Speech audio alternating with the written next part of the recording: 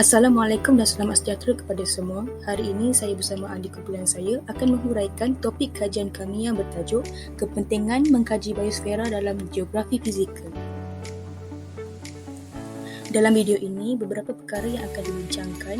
Yang pertama, pengenalan tentang konsep yang relevan mengenai sistem biosfera. Kedua, menjelaskan kepentingan mengkaji biosfera terhadap geografi fizikal. Ketiga, penutup dan mesej yang disampaikan kepada penonton. Apakah biosfera? Biosfera terdiri daripada bahagian bumi tempat hidupan wujud. Biosfera menjangkau dari sistem akar pokok yang paling dalam ke persekitaran gelap parit lautan, ke hutan hujan yang subur dan puncak gunung yang tinggi. Para saintis menggambarkan bumi dari segi sfera. Lapisan permukaan pepejal bumi ialah litosfera. Atmosfera ialah lapisan udara yang terbentang di atas litosfera. Air bumi yang berada di permukaan, di dalam tanah dan di udara akan membentuk hidrosfera. Oleh kerana kehidupan wujud di dalam tanah, di udara dan di dalam air, biosfera bertindih dengan semua sfera ini. Walaupun biosfera berukuran kira-kira 20 km dari atas ke bawah, hampir semua hidupan wujud antara kira-kira 500 meter di bawah permukaan lautan hingga kira-kira 6 km di atas paras laut.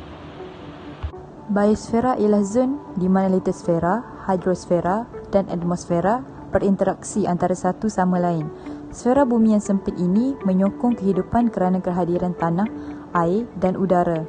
Oleh itu, biosfera adalah penting untuk organisma hidup.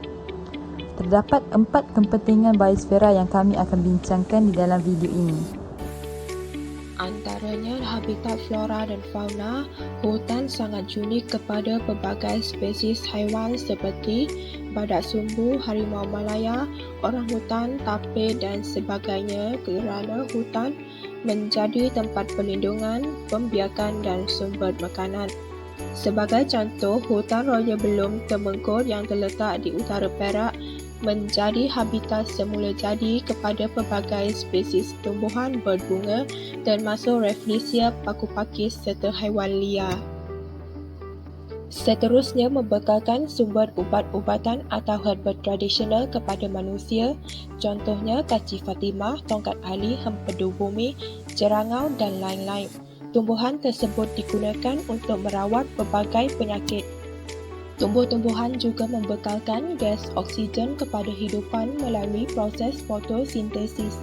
Komponen biosfera ini juga penting sebagai tempat simpanan air atau kawasan tadahan air.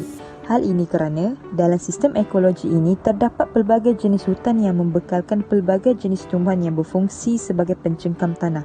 Air hujan akan jatuh ke permukaan daun lalu terus melalui aliran batang sebelum sampai ke permukaan bumi.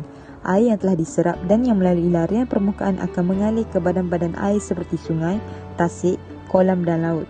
Di kawasan hutan, tumbuhan berfungsi sebagai penyerap air yang bertindak sebagai span. Ini menyebabkan kawasan hutan sesuai untuk dijadikan kawasan tadahan hujan dan pembinaan empangan.